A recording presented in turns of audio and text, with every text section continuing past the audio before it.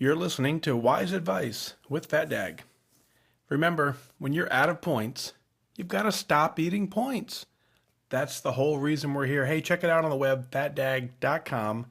Got before and after photos and a way to contact me. Click on podcast. Go ahead and send in your show ideas and your awards. We'll get to them during the show. Want to start out the same way we start out every time, with the tracker accountability. Hey, being brutally honest, continuing to struggle. Probably day 3 on the struggle here. Today was tracked at 84 points. Tracked breakfast was great. Tracked my lunch was great. Dinner tracked real well up until a little bit shortly after dinner, and then kind of just fell off the wagon. Tracked it in, and moving on. I'm on the road right now, so don't have access to my normal tools. Don't have access to my scale set. So just kind of figuring it out. Not worried, not concerned, not off the plan. Still tracking, still very mindful. One of the things I've noticed is that the choices that I'm continuing to make are all things that I've had recently that fit into the plan. They fit in very well. It's a quantity issue. So it's not bad choices, it's bad quantity.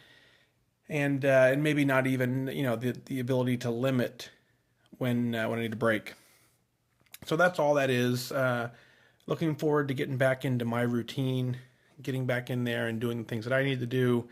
But I'm real proud of myself in a sense where, again, I've recognized, I had catered lunch today, and it was catered in from a place, and I avoided all the potato chips, avoided all the crap junk candy bars that were there. Had a 3-inch or small sandwich, I think, and water all day.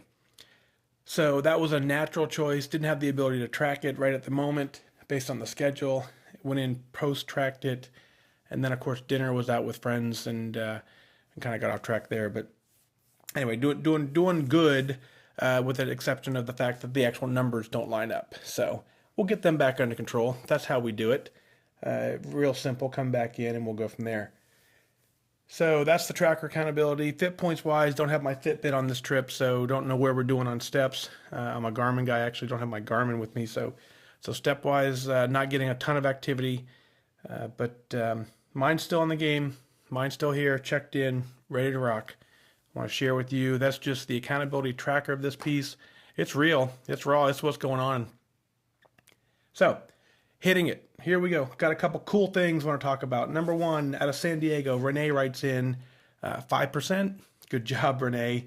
Renee, one of the things she said was, by not going out for fast food nearly as much, several times a week, and then she's pre-tracking when grocery shopping. And one of the things she says is the key to how she earned her 5% is she stopped eating points when she was out of points, and she's focused. Remember, we say this isn't about luck. This is all about focus. So, Renee, real proud of you. 5%, we've talked about that. That's that first award where you're recognized for your hard work. As you set up these awards for yourselves, you slowly work through this process. That first one feels good. It feels like you're doing something and you're making progress. So, real glad to see you get your 5%, Renee, and super proud of you. What's the next one? 10%, right? We're on our way to 10%. So imagine if you feel good with this 5%, which you ought to, imagine what the 10% is going to feel like. I say go after it. Go get it. Good job, Renee. Next up is Mandy. Mandy out of California as well. 10%, down 27 pounds. She writes in with a whole lot of thank yous and giving us credit and giving you credit and giving Connect credit for her ability to stay on track. Now, again, 10%. That's that, depending on where you are in your journey. For a lot of us, it's our second award. So that's incredible, right? And so 10% is now you've earned your 5%. You've moved past that. You've gotten that first award. You were able to continue on with that focus and then get to the 10%. 10% is a sustained discipline effort. It doesn't happen by accident. It's hard work. And the fact that you earned your 10% means your head's in it. There's nothing at this point that you can't do that you haven't already faced. So Mandy, great job on your 10%. Super proud of you as well.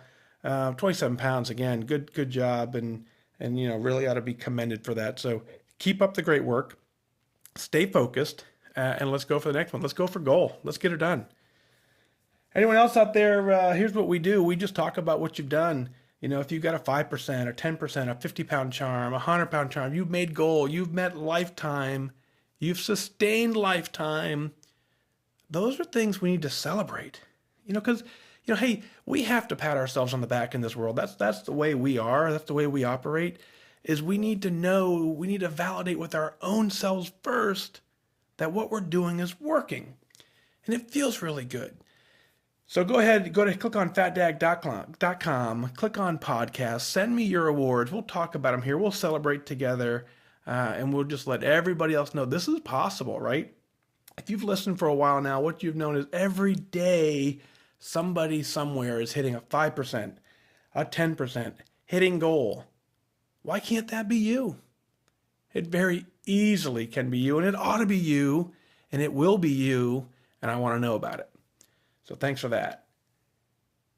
Next up, Colleen from Glassboro, New Jersey. She wrote in the other day, but she wrote in as well again today with a quote that she wanted to share, and I want to kind of put it out there because I think it makes a lot of sense. Colleen says in her meeting room, one of the things they talk about all the time is a quote that says, and this is very key, right? Don't give up anything to lose the weight that you're not willing to give up to maintain the weight. Let me repeat that. Don't give up anything to lose the weight that you're not willing to give up to maintain that loss. So in essence, what we're saying here is, this is a lifestyle. And if you haven't recognized that by now, then I want you to take a second and just kind of revel in what that means to you, because we can't, this isn't a diet. This isn't a quick fix. This isn't hey, for the next 4 weeks, I'll give up this. I'll drop 10 pounds. Because what happens is those habits that you use to get to your goal, to get to these awards, you've got to make them daily habits for the rest of your life. So if you're going to say, hey, I'm never going to have boom again, well, then make that decision for the rest of your life. Or find a way to implement it in as you're losing the weight slowly so that you can say, maybe I can have this on occasion. So let's just use ice cream as an example, right? If you say, I'm never going to have ice cream again, well, then you're never going to have it again if that's what you used to make goal. But if you say, I'm going to limit it, and instead of having it weekly, I'm going to have maybe the first of the month is my ice cream treat. The first weekend of every month is my ice cream. That you can sustain long term. That you can sustain for life. That's the lifestyle part of this program that says, don't give up anything you're not willing to give up, that you want to lose weight with, that you can't do long term. So, Colleen, thanks for sharing that. Very, very important. Really appreciate you sharing that. All right. As you know, I'm on the road. I'm in a conference, and everything I do in my life now, I try and relate somehow back to my weight loss journey, because I think what I know every day, I'm learning something new. And one of the things I talked about just recently is do your best. Now, your best changes from day to day, from moment to moment. And here's what I just figured out today is very, very key. Sitting in a meeting, and we're talking about making a plan, right? And we have to define the problem. We have to remember our why. Why did we start this process? Why are we trying to lose weight? Because all of that matters. And then you always hear us say, and then what's the plan? Well, I'm here to tell you that you don't need a plan. Nope, that's right. There is no plan that's a one-size-fits-all. We said when you're going to do your best that it changes. Every time you run into a different scenario, your best is going to be different based on that scenario. So therefore, if we know that doing our best can mean different things on different days, don't you think it's silly to have one plan? Well, I do. I don't think we need a plan. So I think what we need is a series of countermeasures.